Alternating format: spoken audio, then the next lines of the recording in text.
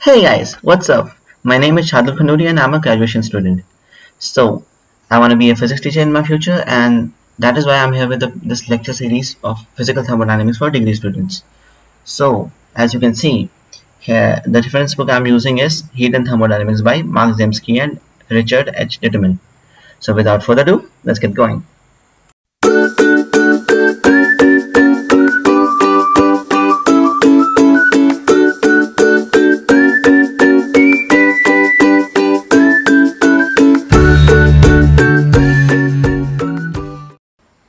So guys, let's get going with the lecture 2.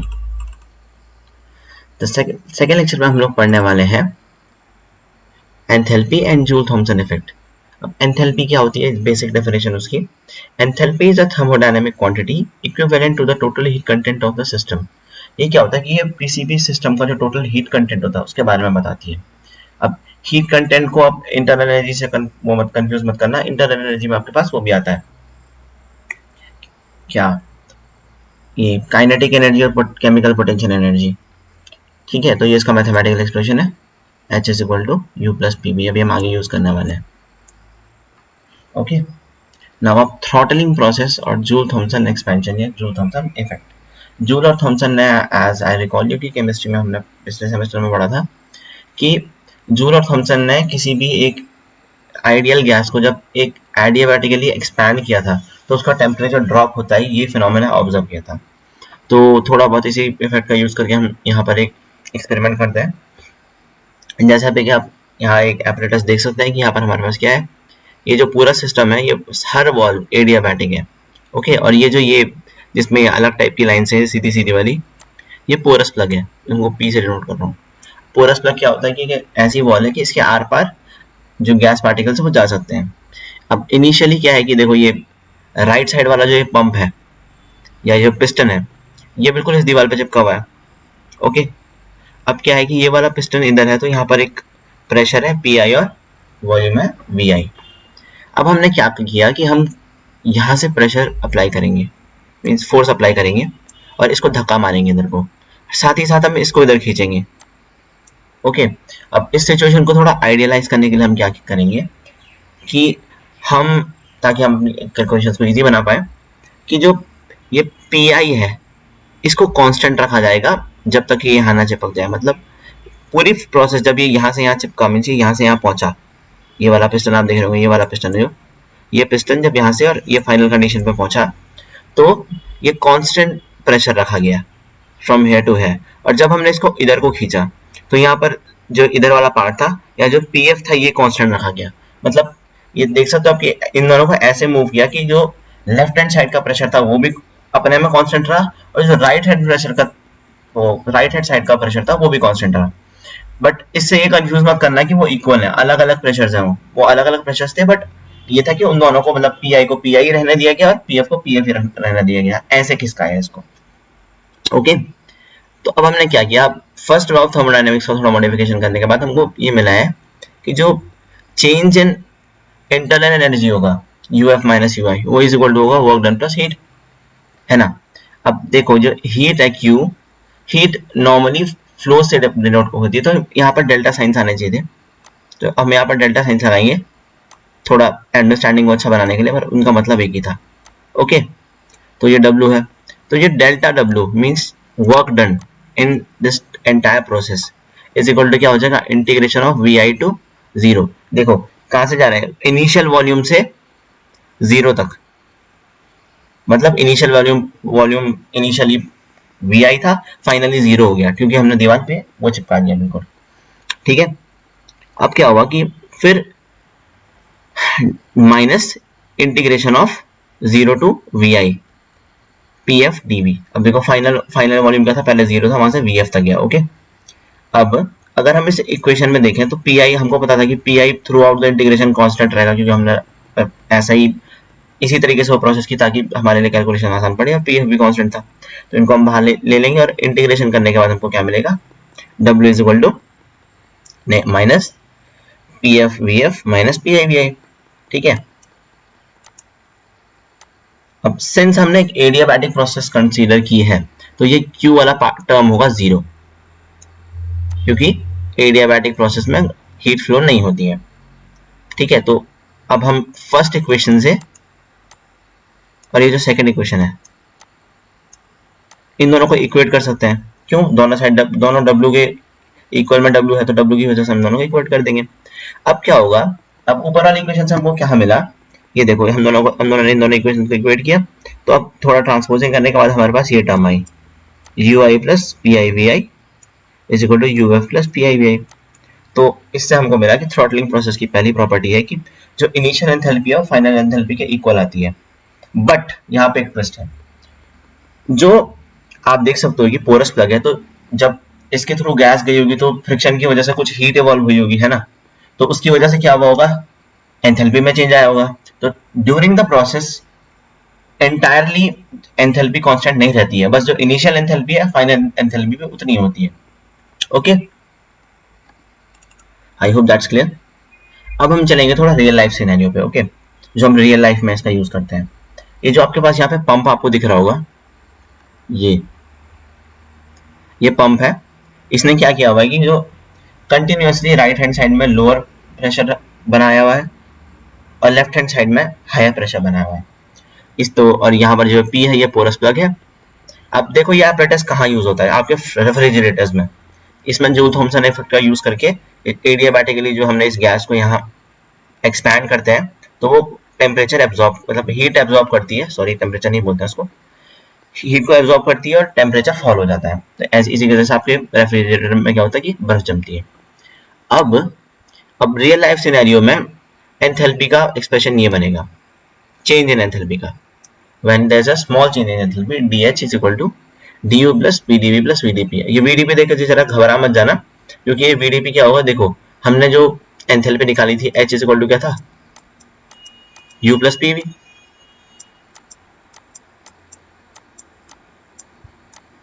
अब आज तक आप लोगों ने नॉर्मली क्या देखा होगा कि जो ये डेल एच होता है इज इक्वल टू होता है डेल यू प्लस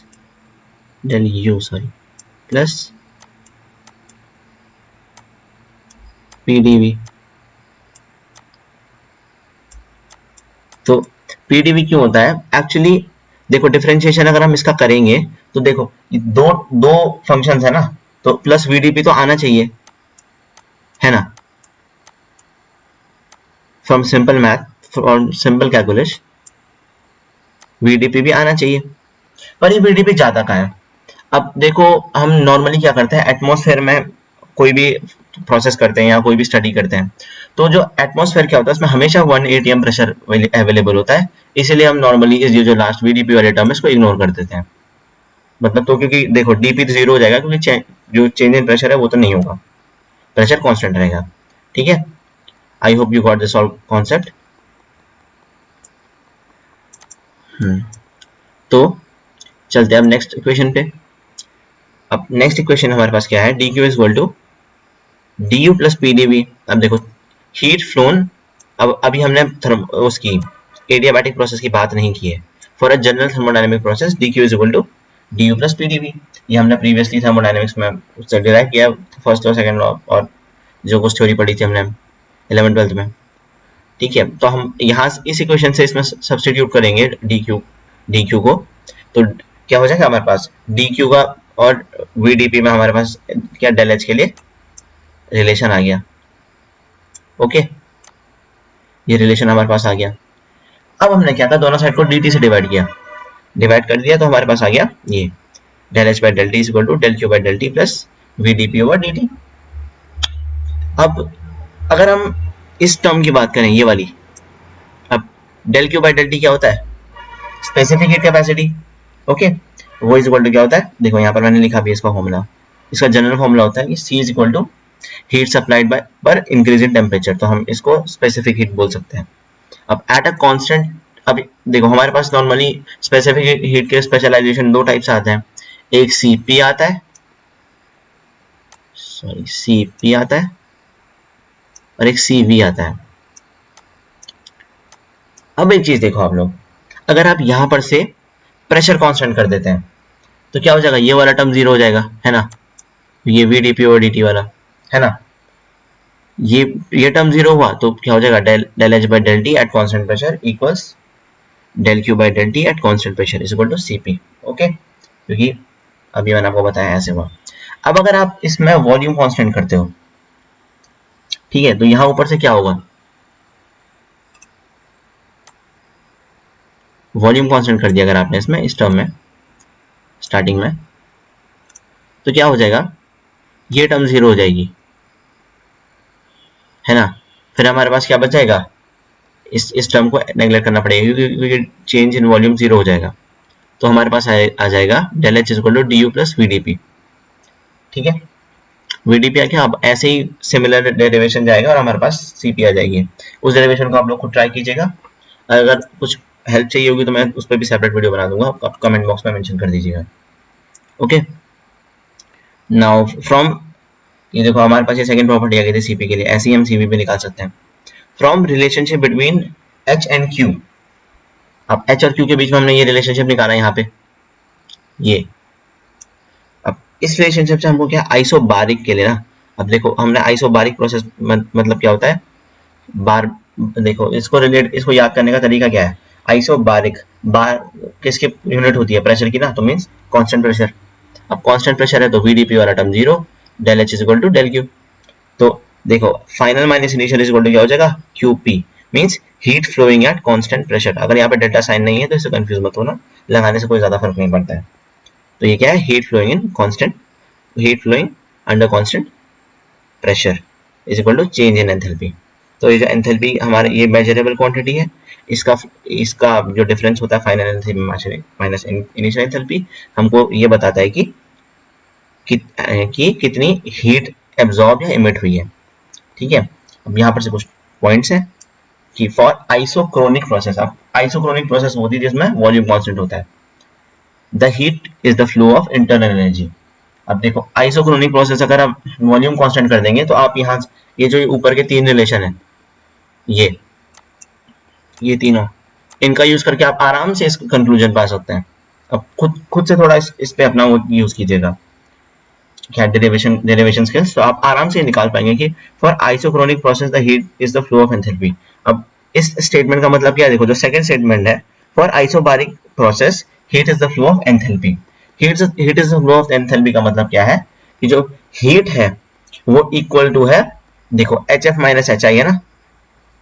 देखो आइसोबारिक प्रोसेस में क्या हो रहा है कि चेंज इन एंथैल्पी हमको बता दे रहा है हीट, और अगर आप यही प्रोसेस आइसोक्रोनिक प्रोसेस के लिए करेंगे तो आपको ये पता चलेगा कि change in internal energy will give you heat, मतलब इंटरनल एनर्जी में जितना फर्क पड़ेगा वो आपको हीट देगा। तो आप लोग डेरिवेशन जरूर ट्राई करें।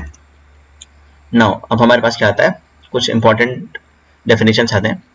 The change of enthalpy during an isobaric process is called heat of reaction और एंथैल्पी ऑफ रिएक्शन। मतलब देखो अब जो हमने पिछली थर्ड प्रॉपर्टी निकाली उसी का ये स्टेटमेंट किया हुआ फॉर्म है कि the change of enthalpy during an isobaric process is called heat of reaction. ये कुछ थ्योरेटिकल क्वेश्चंस भी आ सकते हैं इस पॉइंट से, so please make a note of this.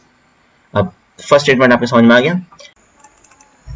हमारे पास सेकंड पॉइंट क्या है, heat added to a system during a first order phase transformation is called latent heat और लेटेंट एंथैल्पी। अब इसका लेटेंट हीट में आपको थोड़ा उससे समझाने की कोशिश करूंगा एक एग्जांपल से। सबसे कॉमन एग्जांपल हमारे पास वाटर है। अगर हमारे पास एक सिस्टम है,